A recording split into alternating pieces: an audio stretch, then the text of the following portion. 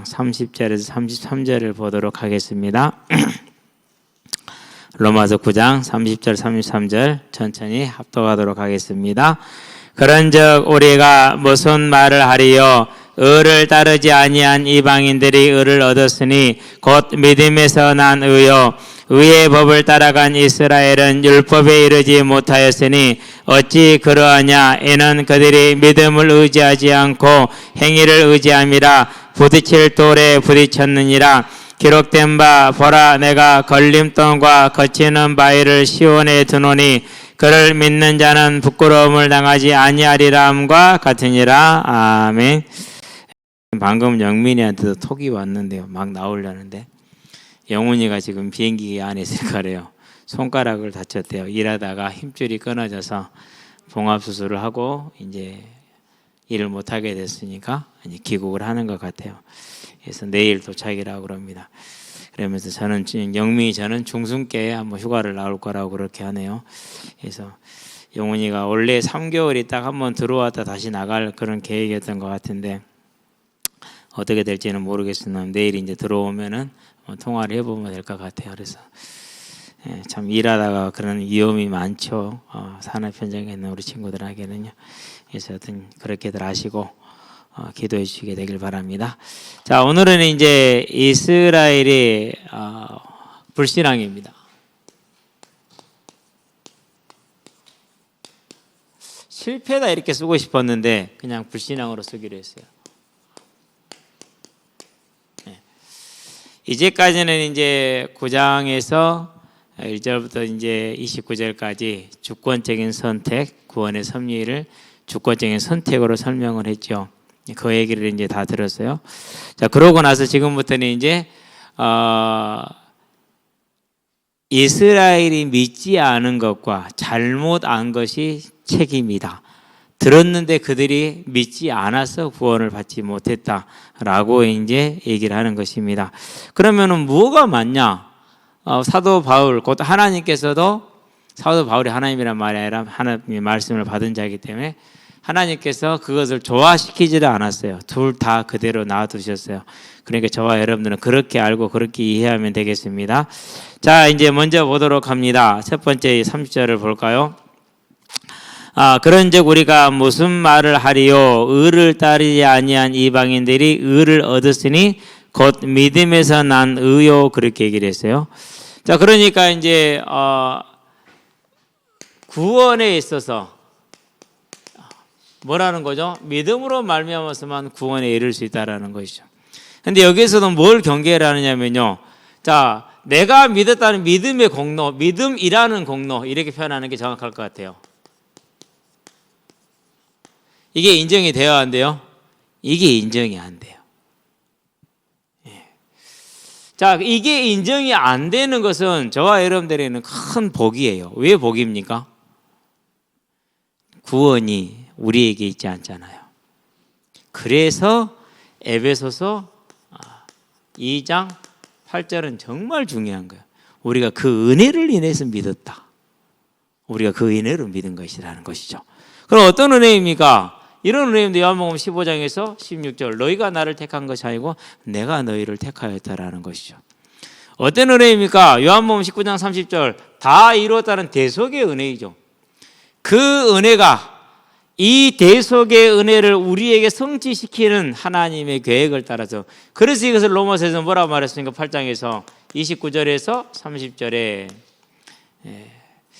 우리를 미리 아셨다. 미리 아신 자들을 미리 정하셨다. 또 미리 정하신 자들을 부르셨고 부르신 그들을 또한 의롭다 하시고 의롭다 하신 그들을 또한 영화롭게 하셨다. 이렇게 해서 5가지 단계가 나오죠. 근데 그것을 뭐 10단계 이렇게 막 설명 복잡하게 하는 게 많아요. 근데 굳이 그렇게 우리가 다 알 필요는 없어요.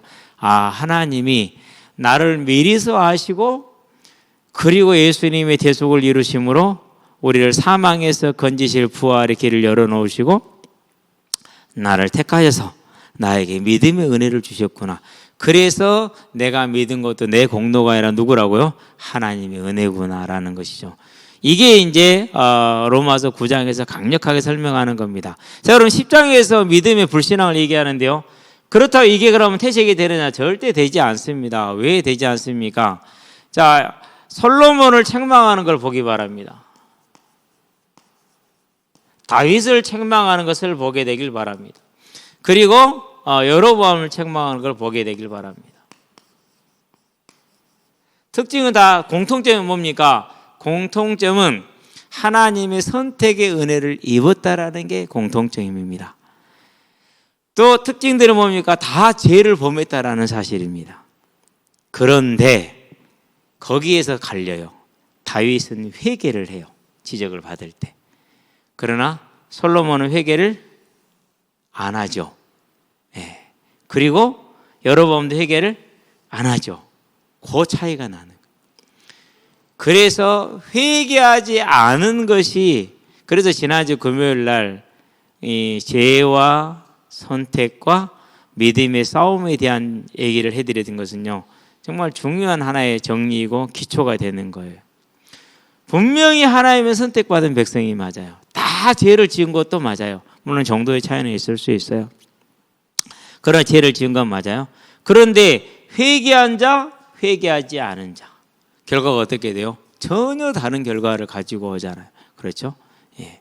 이게 이제 어디로 옵니까? 이 선택의 때는, 이 하나님의 은혜는 언제까지예요? 이들이 선택받음으로 인해서 그들이 회개하지 않음으로 징계는 받았으나 구원은 이르죠. 그런데 그 구원이 언제부터는 바뀝니까? 예수님이 오심으로 십자가 대속의 죽으심과 부활을 이루신 다음부터는 이제는 바뀝니다. 어떻게 바뀝니까? 이제 또 다른 원리가, 같은 원리인데 다르게 적용이 되죠. 어떻게요? 예수를 믿느냐 안 믿느냐로, 그 예수를 믿는 건 회개를 말합니다. 예수를 안 믿는 것은 회개하지 않는 것을 말합니다. 그래서요, 저와 여러분들이 이제 이 사실을 보면서 믿음이라는 공로도 우리에게는 없다라는 사실입니다. 이스라엘이 그러면 믿음이라는 공로가 있어요, 없어요? 없죠. 그들도 뭐였어요? 선택을 받은 것 뿐이에요.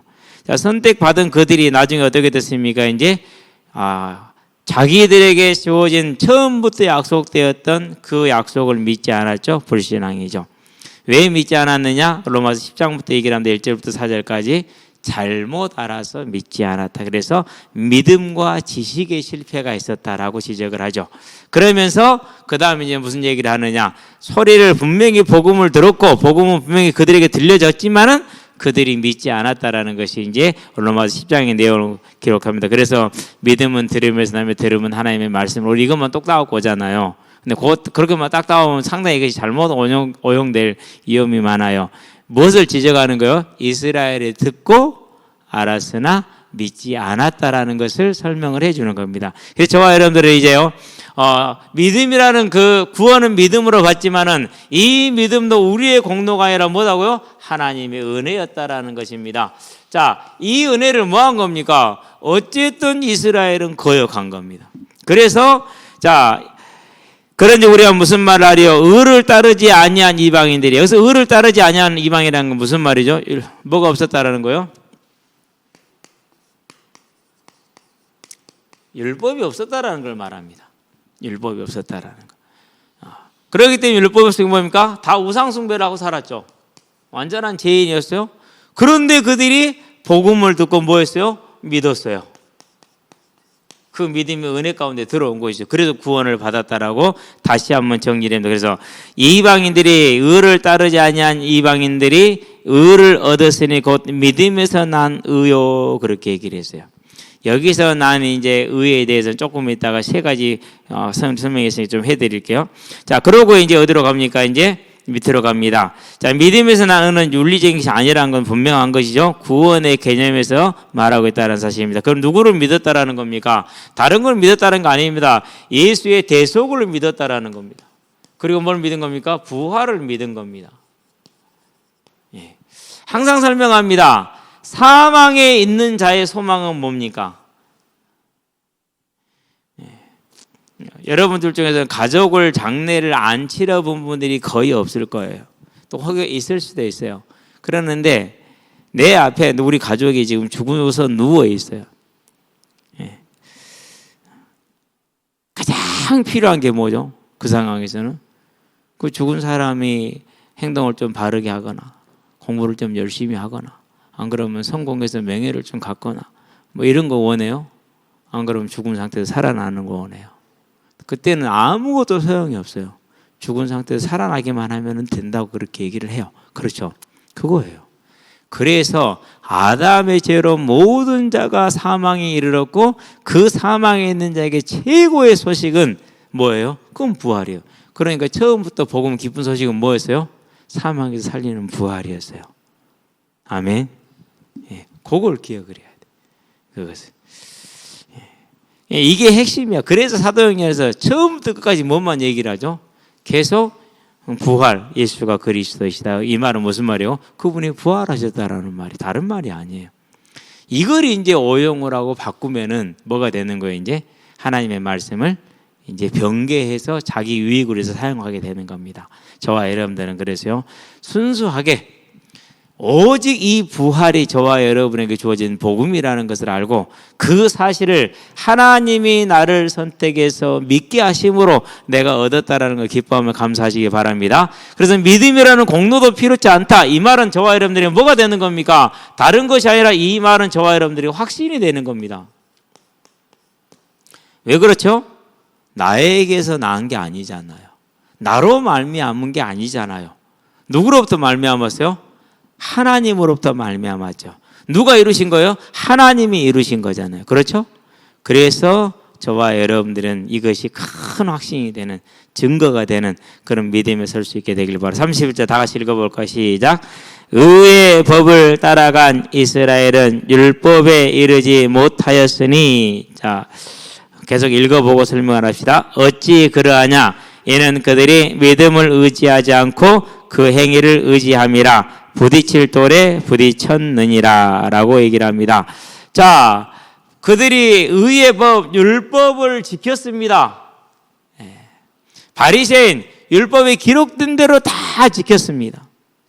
율법에 기록된 대로. 그랬는데 그들이 불신앙했다고 말합니다. 그것은 뭘 말합니까? 쉽게 말하면 형식에 매여서 뭘 버린 겁니까? 내용을 버린 겁니다. 형식은 있는데 내용이 없는 거예요. 그럼 아무 소용이 없잖아요. 이걸 뭐라고 그래요? 빈 껍데기라고 그러잖아요. 그렇죠? 그래서 뭐 김 빠진 뭐 콜라, 탄산 빠진 맛이 있어요, 없어요? 탄산 빠지면 맛이 없어요. 그저께 우리 딸이 학교를 가면서요, 이제 학교를 가면서 식사를 하셔요. 얼마나 참 대단한지. 그러고 이제 나머지 정리는 다 누가요? 이제 운전해주는 아빠가 다 해줘야죠. 이제 사이다를 들고 나갔는데 사이다가 김이 다 빠졌어. 아빠 처리해 그러더라고. 그럼 당연히 내가 처리해야지. 사이다가 김 빠지니까 먹어요, 안 먹어요? 못 먹어. 마찬가지예요. 분명히 형식은 있어요. 근데 뭐가 없어요? 내용이 없는 거예요. 이 형식은 뭘요? 내용을 갖기 위해서 형식을 준 건데, 즉 율법이 주어진 것은 그리스도 메시아를 바라봐라, 부활의 주를 바라보라고 그렇게 말한 건데, 그 부활의 주를 안 바라보고 뭐만 한 거예요? 그냥 율법만 지킨 거예요, 열심히. 그래서 이제 구원을 못 받은, 그래서 뭐랍니까? 부딪힐 돌에 부딪혔다 이렇게 그랬어요. 부딪힐 돌.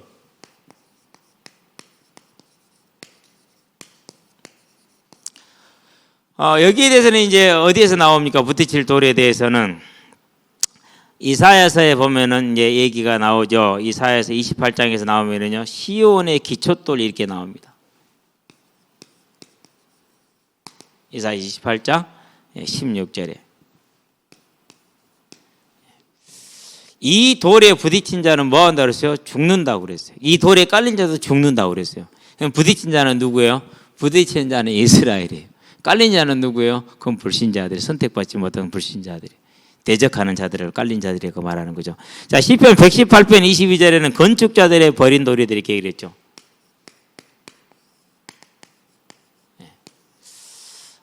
곧 예수님을 뜻해주고 있는 것입니다. 그래서 그러나께 어찌 그러하니 이는 그들이 믿음을 의지하지 않고 그 행위를 의지함이라. 부딪힐 돌에 부딪혔느니라. 베드로전서 2장 8절에서도 이 말을 인용을 하고 있지요. 그렇죠?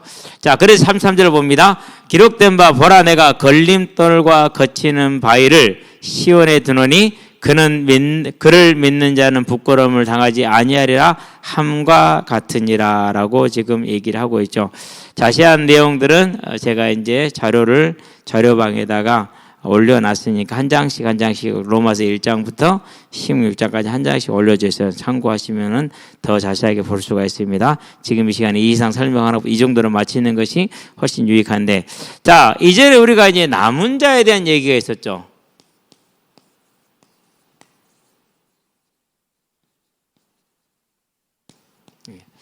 더 렘넌트라는 말이 있었죠.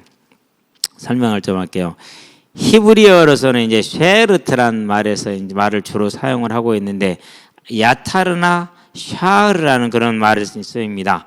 이 말들 중에서 샤르에서 파생된 쉐르트가 주로 사용되는데, 이게 쉐르트. 히브리어는 안 그릴게요. 히브리어는 그린다고 말을 해야 돼요. 쉐르트가 주로 사용이 돼요. 자, 그럼 이 개념이 어떻게 되느냐? 원래 의미.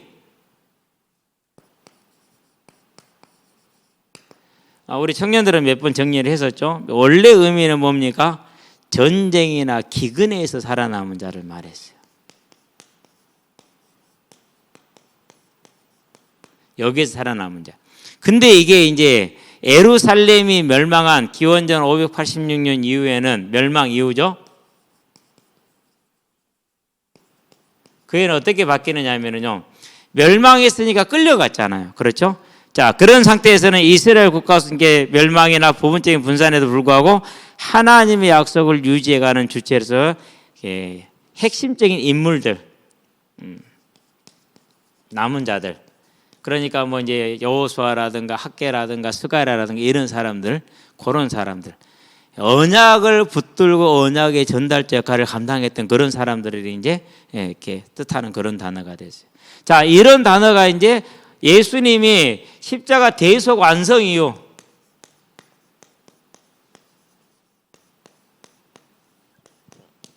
그때는 어떻게 바뀌느냐? 이때는 믿는 자로 바뀌어요. 그러니까 지금 저와 여러분 다 뭐예요? 다 렘넌트예요. 믿는 자를 뜻하는 것으로 개념이 이렇게 변천을 해왔어요. 특별히 누구만 어느 단체에 소속된 사람만 말하는 것이 아니라 모든 믿는 자가 남은 자라는 그런 의미를 가지고 있어요. 이건 아마 이제 로마서에서 2번 정리를 해놨기 때문에 여러분들이 찾아서 한번 읽어보게 되면은 볼 수가 있게 될 것입니다. 그렇게 이해를 하시면 되겠고, 관련된 구절들은 많이 있지만은 뭐 이런 것은 지금 이 시간에 하면 많이 어려우니까 넘어가도록 하고, 자, 10장으로 넘어갑니다. 자, 10장에서는 뭘 말하느냐? 여기서는 지식의 실패를 말합니다. 1절부터 4절까지요. 1절을 볼까요? 형제들아, 다 같이 합시다. 시작. 형제들아, 내 마음에 원하는 바와 하나님께 구하는 바는 이스라엘을 위함이니 곧 그들로 구원을 받게 함이라. 여기서 이제 지난번에도 얘기했지만은, 자, 바울의 마음의 소원.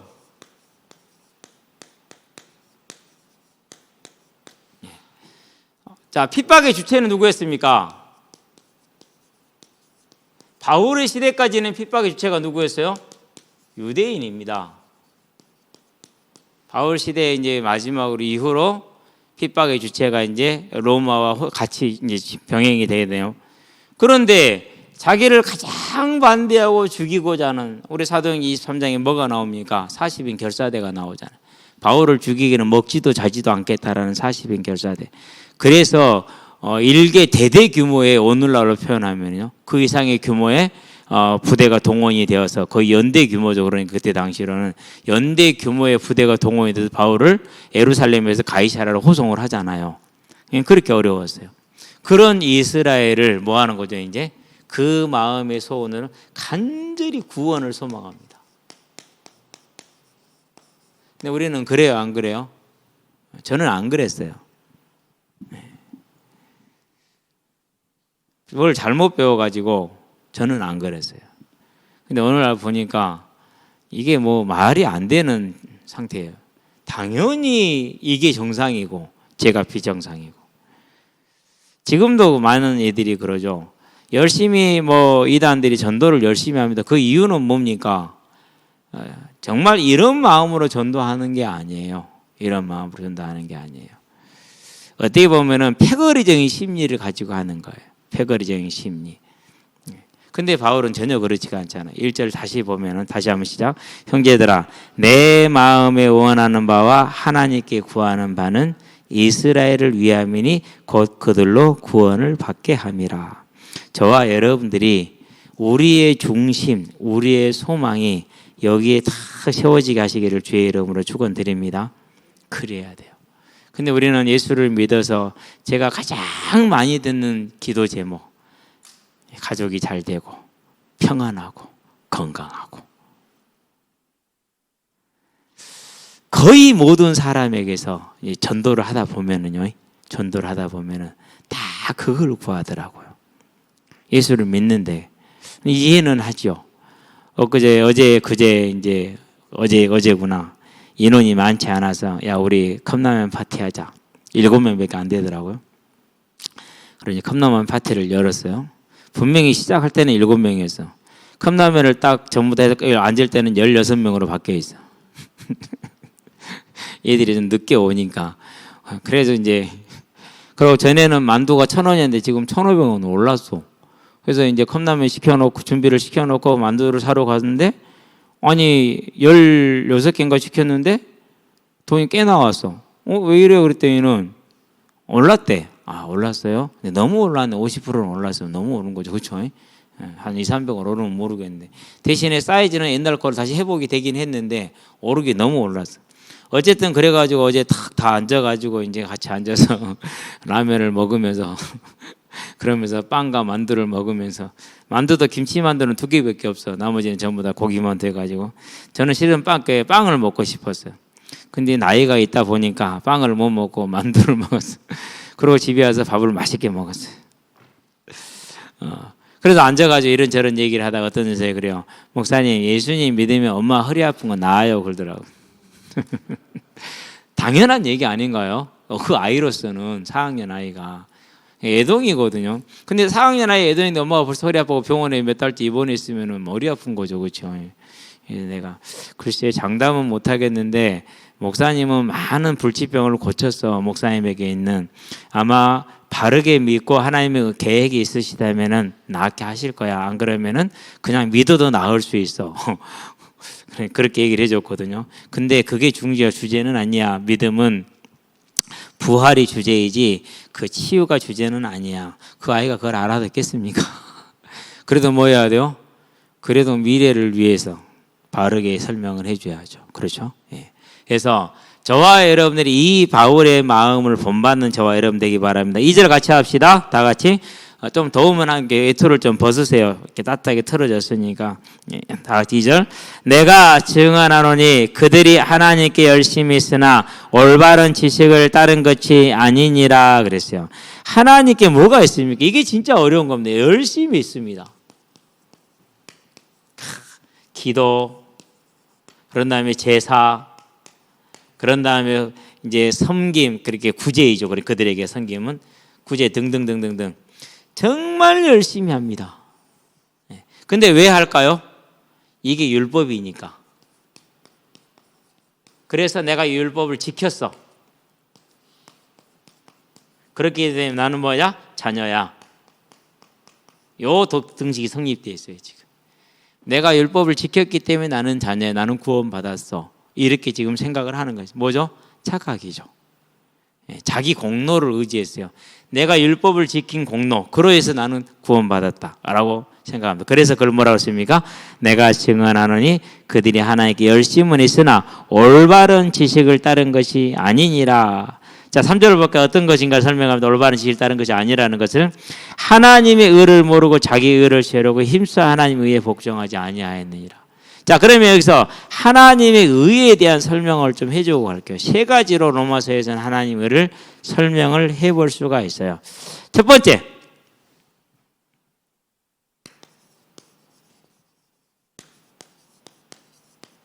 뭐냐? 하나님의 속성.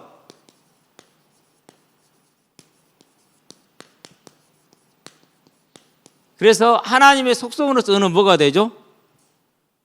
우리가 무슨 하나님이라고 그러죠? 공의의 하나님. 그렇죠? 그래서 뭐라고 말합니까? 네가 원수를 갚지 말고 하나님께 맡겨라. 심판은 누가 하신다고? 하나님 하신다. 이때는 하나님이 그러면 공의를 뜻하는 거예요. 공의를. 자, 여기에 대해서는 3장 5절을 한번 볼까요? 로마 3장 5절 다 같이 한번 찾아볼까요? 3장 5절을 찾아서 같이 한번 읽어봅시다. 시작. 그러나 우리 불의가 하나님의 의를 드러나게 하면 무슨 말하리요? 내가 사람의 말하는 대로 말하노니 진노를 내리시는 하나님이 불의하시냐? 여기서 하나님의 의는 공의, 불의에 대한 심판을 말하는 것이죠. 자, 25절, 26절을 볼까요? 3장 25절, 26절에 보면 이렇게 말씀을 하죠. 자, 이 예수를 하나님이 그의 피로써 믿음으로 말미암는 화목 제물로 세우셨으니 이는 하나님께서 길에 참으시는 중에 전에 지은 죄를 간과하심으로 자기의 의로우심을 나타내려 하십니다. 예수님이 대속을 드렸잖아요. 그렇기 때문에 이제는 우리를 구원하실 수 있는 하나님의 공의가 성취가 된 거죠. 그래서 이 하나님의 공의를 뜻하는 것으로서 하나님의 의가 하나 있다는 것. 두 번째는 뭐냐? 하나님의 활동으로서.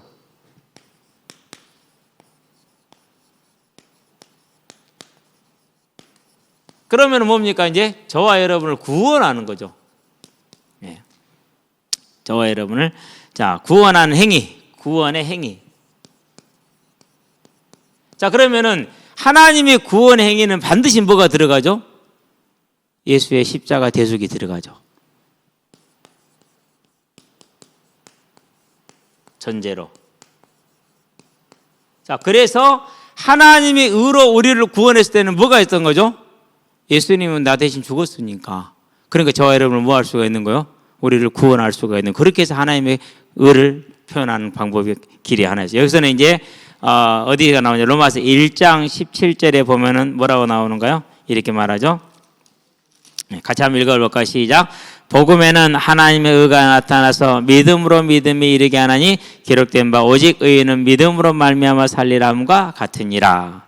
여기에서는 하나님의 활동, 구원의 행위로서 저와 여러분을 예수의 대속을 전제로 해서 우리를 구원하는 것을 하나님의 의라고 그러죠. 당연히 그러니까 하나님은 뭐니까 의로우신 분이 맞죠? 예. 자, 세 번째 하나 더 있어요. 뭐니까 하나님이 주시는 신분이에요.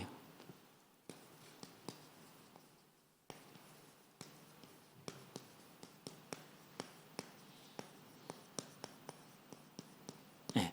자, 하나님이 주신 신분은 뭡니까? 구원받은 하나님의 자녀. 다른 말로 표현하면은 이제는 의인이죠. 새 신분. 이제는 죄인이었잖아요. 그런데 이제는 의인이라는 이것을 주시는 것이 하나님의 의죠. 여기에 대해서 우리가 10장 3절에 나와 있습니다. 같이 한번 볼까요?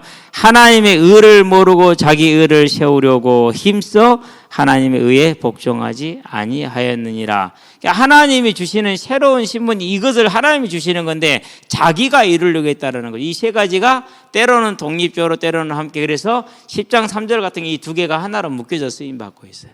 하나로 묶여져서. 그래서 하나님의 의, 그러면은 하나님의 속성으로서 공의의 하나님을 말하는 것.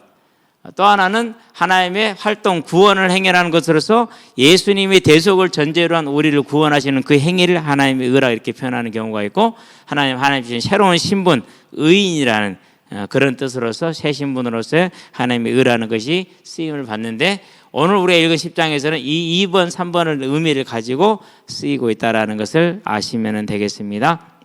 그래서 자, 3절에 보니까 이제 뭐라고 표현했다고요? 하나님의 의를 모르고. 무슨 의입니까? 예수님의 대속을 통해서 우리에게 주시는 새로운 신분, 그것을 몰랐다라는 것이죠. 자기 의를 세우려는 거. 무슨 의요? 내가 율법을 지킴으로 그 율법의 의로 내가 자녀가 되고자 하는. 그래서 누구를 거절한 거예요? 예수를 필요로 하지 않았어요. 예수를. 유대인들이. 그게 뭐라는 거죠? 잘못된 믿음에서 지식에 섰다라는 것이죠. 힘써 하나님 의에 복종하지 아니하였느니라. 그냥 하는 게 아니라 힘써 안 한 거, 힘써 거절한 것이죠. 그런 책임이 누구한테 있어요? 자신들에게 있는 것이죠. 4절을 볼까요? 그리스도는 모든 믿는 자에게 의를 이루기 위하여 율법의 마침이 되시니라. 이렇게 얘기를 했습니다. 모든 믿는 자에게 뭘 이루기 위해서요? 의를 이루기 위해서. 이걸 뭐라고 그랬어요? 이것을 이신칭의다 또는 전가다 이렇게 얘기를 합니다. 그래서 아담의 죄가 모든 사람에게 전가가 됐듯이 예수님의 의가 모든 구원받는 자들에게 전가되는 것을 이렇게 표현을 하고 있는 겁니다. 저와 여러분들은 오늘 내가 하나님의 자녀로 구원받은 이 사실이 가장 큰 응답이 되기를 바랍니다. 우리에게 막 뭐가 해결이 되고 문제가 바뀌고 이런 구원의 간증들이 없다 할지라도 그런 구원에 간증한 사람들은 다 예수님을 떠났어요. 어떻게 떠났어요? 자, 예수님을 따라다녔어요. 4,000명이 5,000명이 빵을 먹고 말씀을 3일씩 듣고 그리고 예수님이 주시는 그 기적을 통해서 먹고 놀라움을 표현하고 예수님의 이적을 보고 많은 사람이 노력하나 예수님을 따랐어요. 그런데 예수님이 환난 당할 때 그들은 다 어떻게 했어요? 다 도망갔어요. 그러고 남은 게 몇 명 남았어요? 120명 남았어요. 120명. 그래서 지금도 마찬가지예요. 그렇게 사람이 모인 것과 오직 저 부활의 소망을 두고 모인 것은 질적인 양적인 차이는 분명히 있을 거예요. 그러나 양적인 차이보다 더 중요한 것은 그 믿음의 질적인 차이라는 사실이에요. 우리는 이것을 반드시 기억할 수 있게 되길 바랍니다. 오늘날 교회가 가장 지향해야 될, 아니 교회 자체라면 가장 지향해야 될 것, 그게 뭡니까? 그게 곧 하나님이 우리에게 주신 이 믿음의 의, 그것이 우리는 순종했다라는 것, 이스라엘은 불순종했다라는 것을 이렇게 지금 설명을 하고 있는 것이라서 9장 30절에 33절은 그들의 불신앙, 10장 1절에 4절은 뭐였어요? 잘못 알았어. 그래서 안 믿고 다른 의를 따른 거예요. 다른 의. 무슨 의요? 내가 율법을 지켜서 이루는 그 의를 따랐다라고 1절부터 4절까지 지적을 하고 있죠. 자, 그래서 이제 그 다음 15절부터 쭉 보도록 합니다. 내용이 연결이 됩니다. 지금부터는 이제 절대 이스라엘이 잘못 알고 행위로서 구원 얻으려 한 것은 불가능하다는 걸 설명을 합니다. 모세가 기록하되 율법으로 말미암는 의를 행하는 사람은 그 의로 말미암아 살리라 하였거니와. 자, 이것은 우리가 레위기 18장을 펴니다. 레위기 18장 전체가 이제 이 믿었을 때는 지키면은 복을 주지만은 지키지 못하면은 징계를 받을 것이다라는 게 레위기 18장의 내용이에요. 자, 그럼 봐봐. 정리를 해놓고 할게요. 레위기 18장의 내용이 뭐라고요? 자, 율법을 준수를 하면은 뭐 할 것이다? 복을 줄 것이다. 그러나 율법을 불순종하면 뭐 할 것이다? 복이 아니라 벌을 받을 것이다. 자, 이 말은 좋은 말 같죠? 이 말의 진짜 의미는 뭘까요? 이 레위기 18장의 진짜 의미. 자, 봐요. 간단하잖아요. 자, 지키면 복 줄게. 못 지키면 매 맞아. 이랬어요. 그 말은 무슨 말이에요? 간단해요. 이제까지 얘기했잖아요. 지킬 수 있어요? 없어요? 없어요. 그럼 뭐 하라는 소리예요? 율법 지키는 거 의지하지 말고 예수 믿어라. 이 말이에요. 원래 의미가 그거예요. 그것을 위해서 쓴 거예요. 그런데 그걸 이스라엘이 뭐 한 거예요? 잊어버린 거예요. 나는 지킬 수 있어. I am 바리새인. 나는 바리새인이야. 나는 지킬 수 있어. 이렇게 한 거예요. 그래서 바울이 이 구절을 가지고 온 근원적인 목적은 100% 지킬 수 있어? 그럼 복 받아. 그런데 0.00001%라도 어기면은 매 맞아야 돼. 이거예요. 그러니까 뭐 하라는 거죠? 포기하고 뭐 의지해라? 예수 의지해라. 십자가 대속의 공로 의지해라. 그 말이거든요.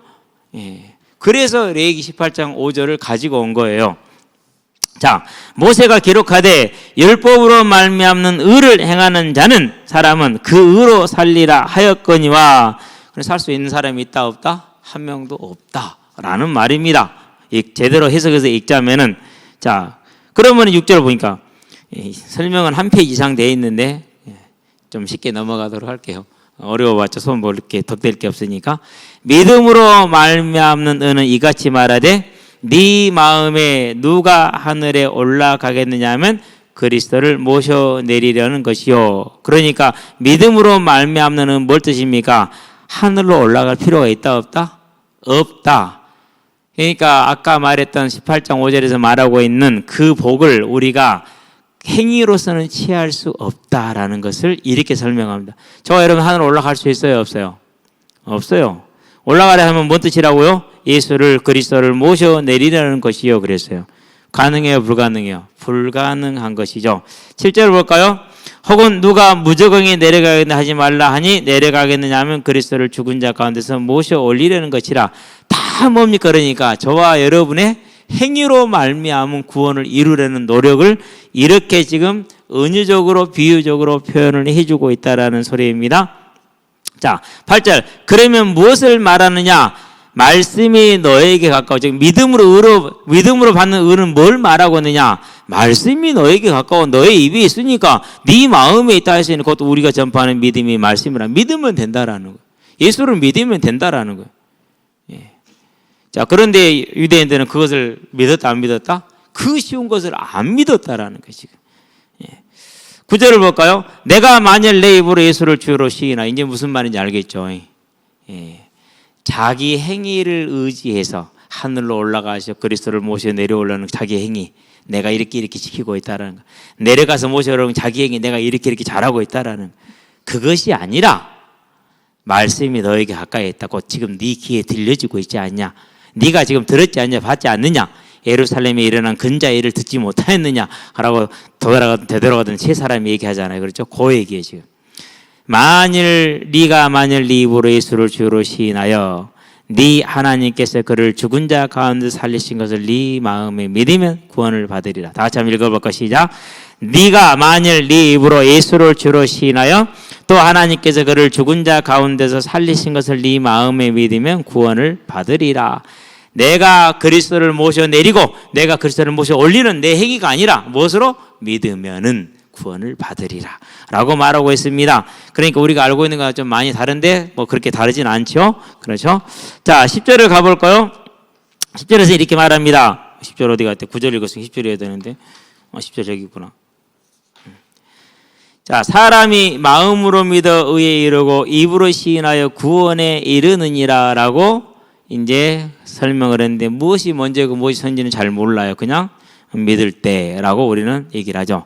사람이 마음으로 믿어, 함께 시작. 사람이 마음으로 믿어 의에 이르고 입으로 시인하여 구원에 이르느니라. 행위가 아니라 믿음이다 라고 말합니다. 11절 시작. 성경에 이르되 누구든지 그를 믿는 자는 부끄러움을 당하지 아니하리라 하니 이렇게 얘기를 했어요. 누구든지 성경에 이르되 누구든지 그를 믿는 자는 부끄러움을 당하지 아니하리라라고 약속을 하고 있다는 사실을 다시 한데 누구의 말씀을 인용을 했어요? 이사야서를 인용을 했다라는 사실을 기억하면 되겠습니다. 몇 장 몇 절인지는 안 써놨네. 그런데 12절 자, 함께 합니다. 시작. 유대인이나 헬라인이나 차별이 없음이라 한 분이신 주께서 모든 사람의 주가 되사 그를 부르는 모든 사람에게 부요하시도다. 그런데 여기서 상당히 충격입니다. 뭐가 충격입니까? 유대인하고 이방인을 구분했어요? 안 했어요? 안 했어요. 그리고 또 뭐라고 했어요? 모든이라고, 모든 믿는 자라고 얘기를 했어요. 믿는 사람. 자, 우리는 당연하다고 생각이 되죠. 우리는 이 시대에 살기 때문에 그래요. 자, 그러는데 우리가 6, 70년 전만 해도 뭐가 있었어요? 양반 상놈 그런 그 신분적 의식이 강했어요, 안 강했어요? 대단히 강했어요. 한 세기 전만 해도 분명히 신분제 사회였어요. 미국은 뭐 다르게 지금도 미국은 우리보다 훨씬 심한데요. 미국이 세계 인권을 얘기를 했었는데 그건 핑계예요. 그 나라 인권은 개똥이에요, 진짜. 그러면은 거기에 있는 백성들은요, 국민들은요, 그것들도 개똥이에요. 이렇게 말해서 죄송한데요. 블랙 메탈스, 흑인의 생명도 중요하다. 그래놓고 저거들은요, 아시아인들을 얼마나 무시하고 폭력을 하고요. 공원에서 아시아인들을 만나면 막 폭력 행사하고 그러면 아시안 메터스는 아닌가? 그런 이율 배반적인 개똥이라니까 완전히 썩어 문드러진 것들. 여러분 그런 사회가 얼마나 차별이 심하겠어요. 정말로 심하죠 차별이. 뭐 안 살아봐서는 잘 모르겠는데 일생에 한 번만 당해도 길거리 다니기 힘들 것 같아요. 진짜로. 직장에서 그런 차별 한 번만 당해도 정말 힘들 것 같아요. 근데 그게 일상이라니까요. 이런 신분제 사회에서 차이가 없대요. 어마어마한 혁명적인 얘기입니다. 유대인들은 기분이 나쁠까요, 안 나쁠까요? 기분 나쁘죠. 만약에 신천지 일을 열심히 섬기는 사람들한테 다른 모든 교회에도 다 예수 이름을 부른 자들은 구원이 있습니다 이렇게 설교하면 그 사람은 어떻게 되겠어요? 되게 싫은 사람이 되고 미운 사람이 되고 똑같은 거예요. 예. 그런데 구원받은 백성들은 그런 얘기하면 다 아멘하고 기뻐하고 할렐루야 하잖아요. 그게 차이거든요. 유대인들이 구원을 모르니까 자기 의를 세우고 있으니까 믿음으로 된다고, 그것도 이방인도 된다고 되게 싫은 거예요. 그것이 화가 나고. 구원받지 못한 자들의 특징은 그렇죠.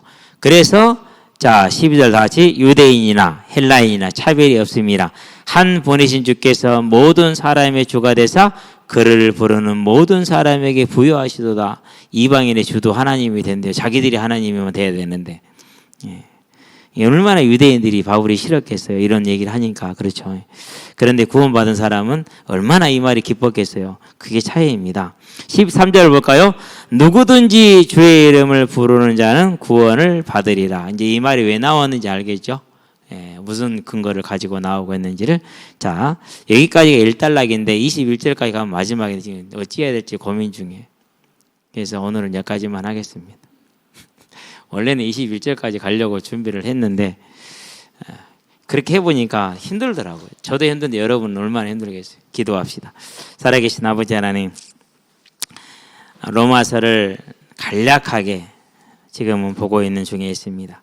그런 하나님, 우리가 한 번도 그것을 자세하게 읽고 설명을 들어보지 않았는데 이와 같이 자세하게 읽고 함께 또 설명을 듣게 하심으로 믿음의 구원이 어디서 났으며 믿음의 근본이 무엇인지를 알게 하심을 감사를 드립니다.